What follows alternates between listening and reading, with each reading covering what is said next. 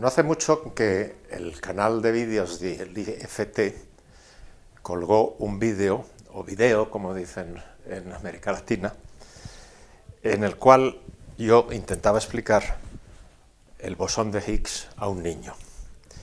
Y al final de ese vídeo prometía yo que en algún otro momento explicaría cómo el campo de Higgs genera las masas de las partículas que tienen masa. Vamos a imaginar que tengo un imán y un pedazo de hierro. Noto que el imán atrae el hierro más fuerte cuando está cerca, ¡clac!, se me pega si no tengo cuidado. Y esto se debe a que el imán tiene un campo magnético, que es algo que hay por aquí en medio, que aunque no lo vea, lo siento. Pues bien, existe otro campo, que se llama el campo de Higgs, que permea el vacío por todas partes del universo, incluido en el espacio exterior, incluido dentro de mí y dentro de mis átomos. Y expliqué en el vídeo anterior que si ese campo se hace vibrar, las vibraciones de ese campo son partículas elementales que se llaman el bosón de Higgs. Y la pregunta es, ¿tiene este campo que lo permea todo algún otro efecto? Sí, efectivamente es el que concede masa, por así decirlo, a las partículas. ¿Y cómo lo hace? Para explicarlo, como en muchos casos, se emplean analogías. Y las analogías, en todos los casos, tienen algo de defectuosas. Por ejemplo, yo podría decir que el imán, el campo magnético del imán, es análogo a un elástico que yo pusiera entre el hierro y el imán y que estirase o desestirase.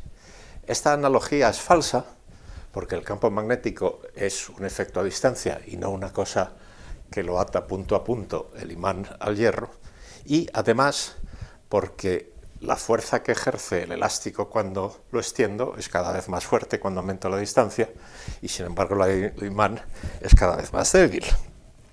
Para explicar el campo de Higgs también se emplean analogías, la mayoría de las cuales, como la que acabo de explicar, son malas analogías. Por ejemplo, hay una que aparece en esta figura en la que vemos a la señora Thatcher, la antigua primer ministro de Gran Bretaña, entrar en una habitación y todo el mundo se acumula alrededor de ella, como si en el vacío existiesen cosas que se pegan a ella y entonces se puede mover con mayor dificultad, y eso es lo que concede la masa a la señora Thatcher. Pues bien, esta analogía también es muy mala. Voy a intentar explicar de verdad cómo genera el campo de Higgs la masa de las partículas. Supongamos que tenemos un electrón que está viajando y algo lo acelera, por ejemplo un campo magnético que voy a dibujar como este dibujito.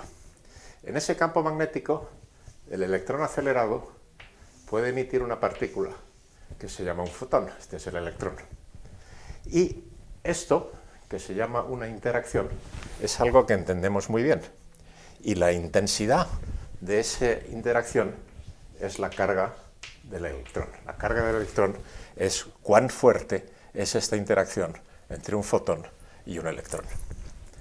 Pues bien, consideremos ahora esta pizarra como el vacío, y el vacío está lleno de un campo de Higgs de valor constante que llamo φ0.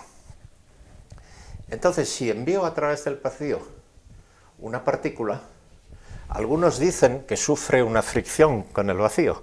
Eso es una mala analogía de nuevo, porque una fricción es tal que la partícula que se mueve pierde energía y se le va concediendo al medio. Sin embargo, en el caso en el que voy a hablar, la partícula que se mueve en el vacío no pierde energía, pero interacciona con el vacío, que voy a escribir así, y esto es la intensidad del campo en el vacío.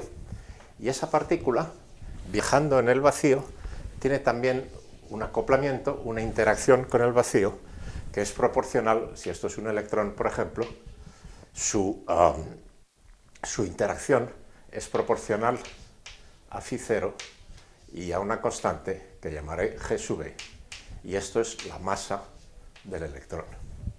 Si ahora envío una partícula más pesada a través del vacío, si tiene la misma energía que esta, viajará con menor velocidad, porque su masa es superior, porque su interacción con el campo del vacío es otra constante. Si esta partícula es un muón, por ejemplo, que llamaré g mu veces φ0, y esto es la masa del muón.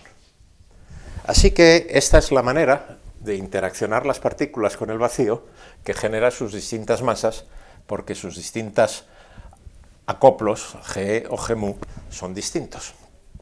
¿Cómo sabemos que esta cosa tan curiosa es cierta? Lo sabemos porque podemos también fabricar, por ejemplo en el HC, partículas de Higgs, las vibraciones de este campo. Y estas partículas se desintegran en, por ejemplo, electrones o muones y sus antipartículas, y muchas otras, quark-stops, anti-quark-stops, etcétera, etcétera. Y la frecuencia con la que se desintegran en las distintas especies es proporcional, como ahí, porque este acoplamiento es el mismo que ese, a la masa de cada partícula. Y esto vemos en este gráfico, en el cual en el eje horizontal vemos las masas y en el vertical la intensidad del acoplamiento. Y efectivamente, para todas las partículas medidas, el acoplo es proporcional a la masa. Por lo tanto, entendemos así, observacionalmente, que esta historia de cómo se genera la masa tiene mucho de cierto.